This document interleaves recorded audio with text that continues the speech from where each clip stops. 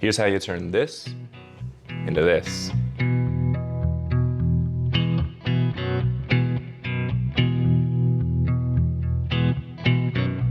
But wait, if you just do that, everything will blow up. Trust me, I've learned the hard way.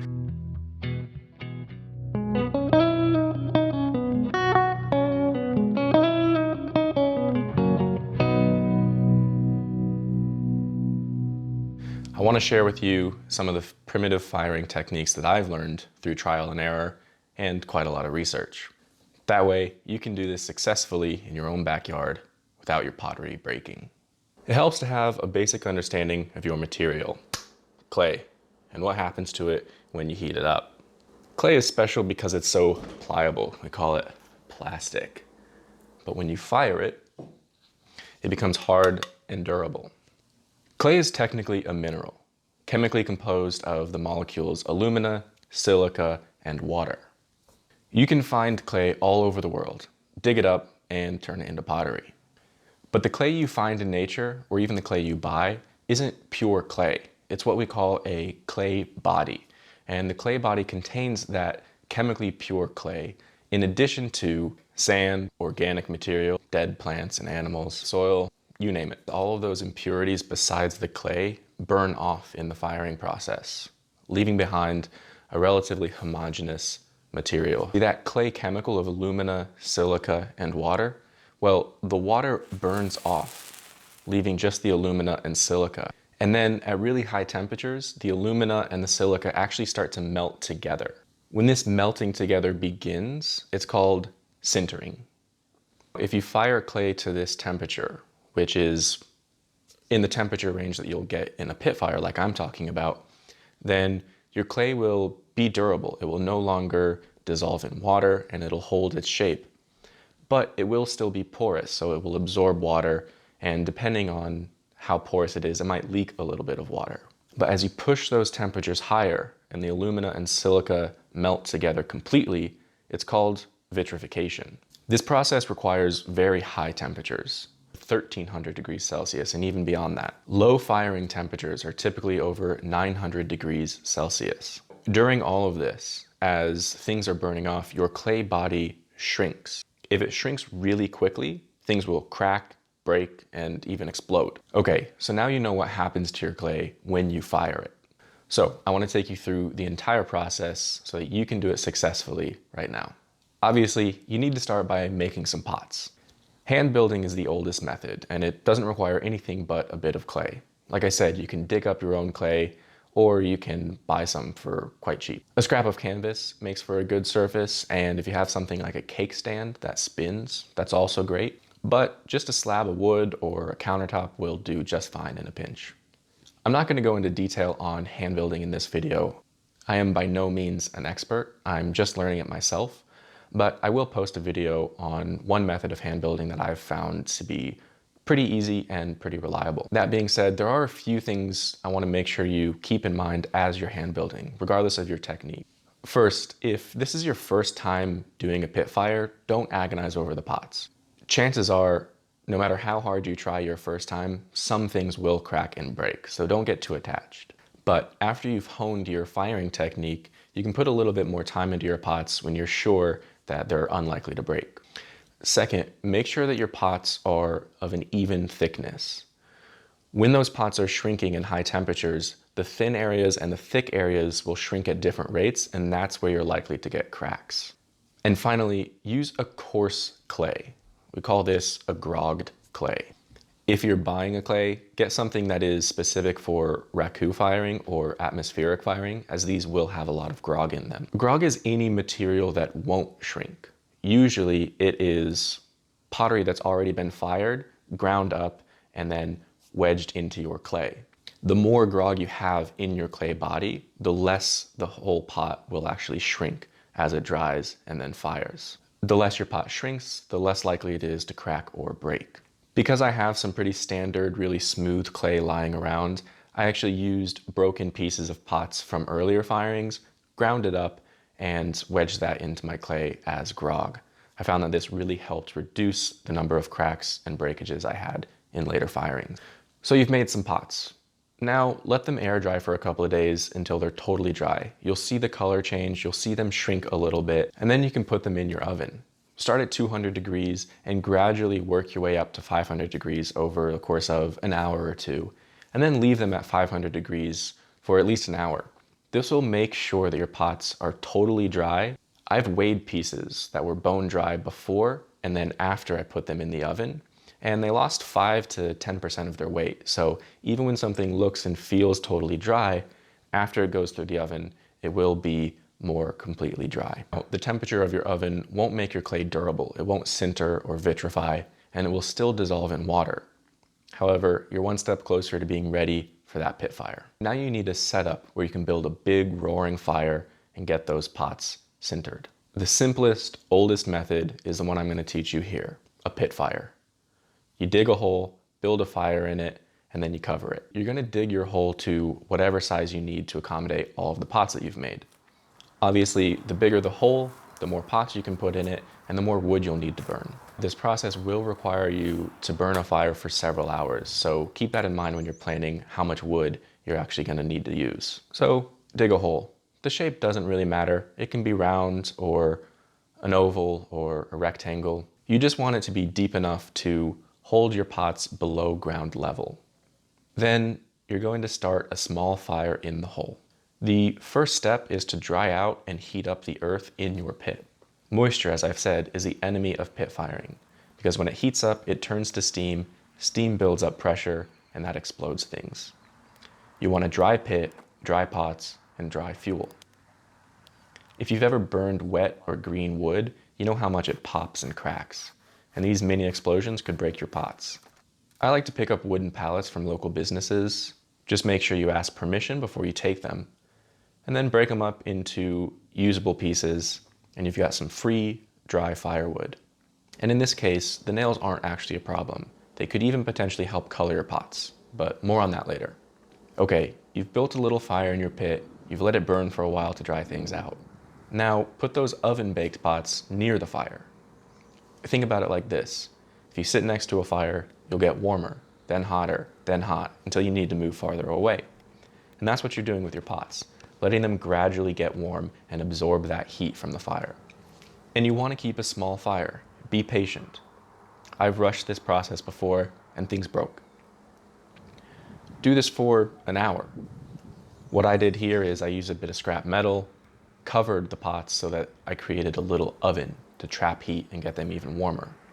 Whatever you do, turn the pots, make sure they heat evenly, bring them closer and closer to the fire, but don't subject them to the direct flame.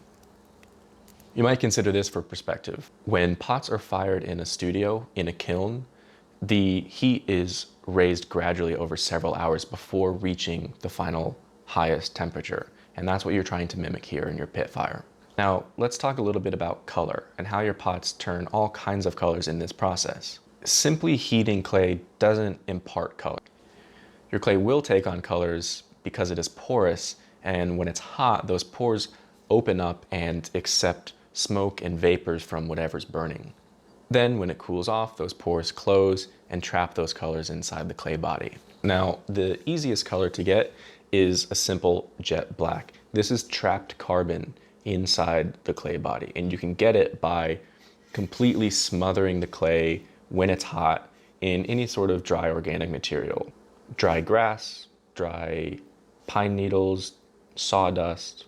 It's the same idea as what you see in charcoal. So if you want a piece that is completely shiny black like this, then when it's at its hottest, you want to smother it completely. You can take it out of the fire and put it in a barrel with sawdust or dry pine needles or dry grass or whatever. If you want some irregular colors, it just has to be covered up incompletely. Wherever it's covered completely, it'll be black, and incompletely, you'll get different shapes of black and other colors. For those other colors, you need to add different minerals to your clay. When various minerals burn or heat up, they release vapors, and those vapors will produce different colors. You've probably seen, for example, that copper burns in a green flame. The color of flame that something produces won't necessarily be the color that it imparts to your clay, but I'll provide a link down below to a handy reference chart that is compiled online about what materials and minerals will be likely to produce what colors if you add them to your pit fire. So I encourage you to experiment for yourself and let me know what kind of colors you can get from what materials. Some things that you might put in there, including salt, can produce really harmful toxic fumes that you definitely don't want to breathe in. Once your pots have heated up close to the fire, then let your fire burn down to coals and rake it out so that there's a bare spot in the middle of a ring of coals. Then you can place your pots in that bare spot, still not subjected to direct heat, but now surrounded by hot coals, creating an even hotter environment for those pots to get really warm gradually. I picked up some super cheap welding gloves, just leather gloves, that allowed me to handle the pots by hand as opposed to with some sort of improvised tools that might be awkward and break the pots. Again, be patient. I think I let this go for 30 or 40 minutes, heating up this way, adding a little bit of wood to those coals, making sure that the pots were gradually getting hotter and hotter.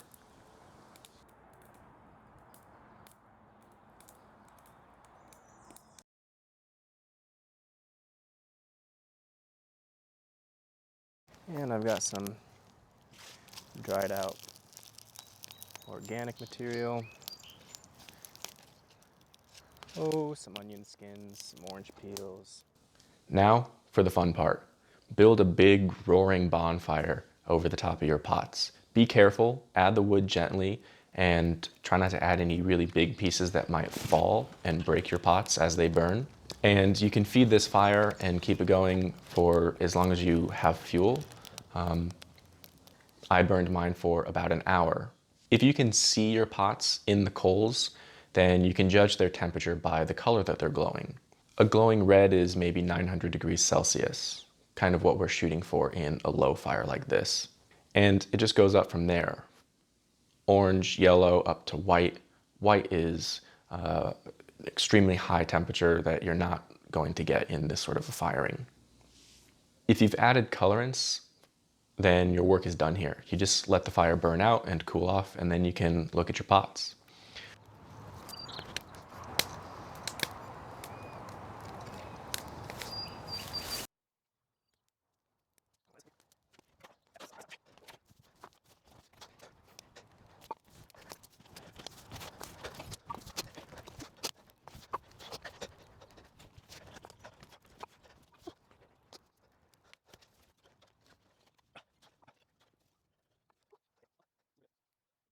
However, something that I like to do is cover the fire when it's still hot.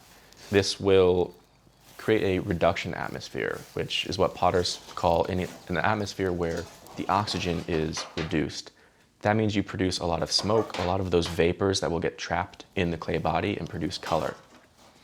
So you can see what I'm doing here is throwing some dried grasses onto the fire, and then before they have a chance to burn off, covering it and making sure that it traps all of that smoke and heat in the pit with the pots.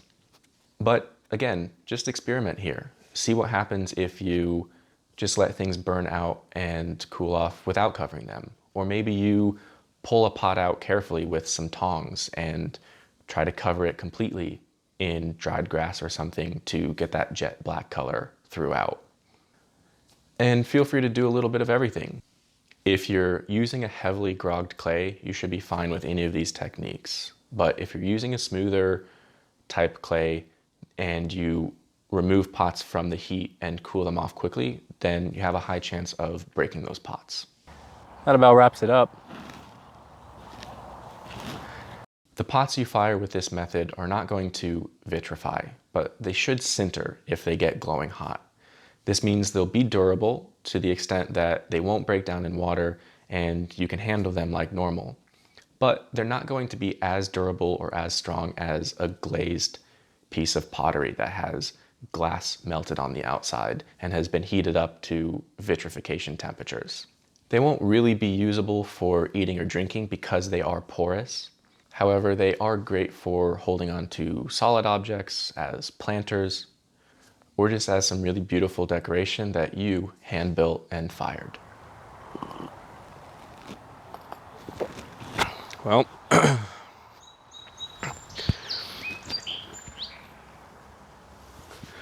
moment of truth.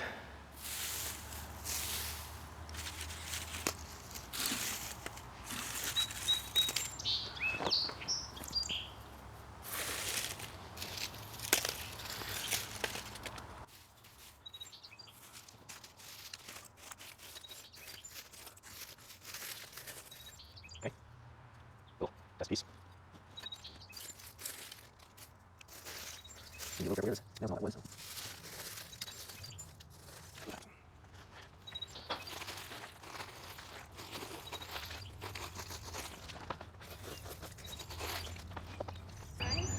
This one broke. Just one big crack within the ballpark. Appears to be whole. A hole? It appears to be whole. There's a big crack there.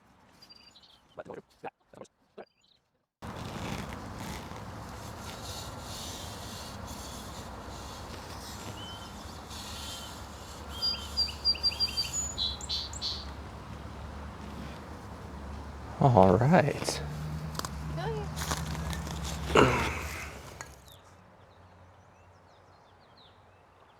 I'm really pleased with that one.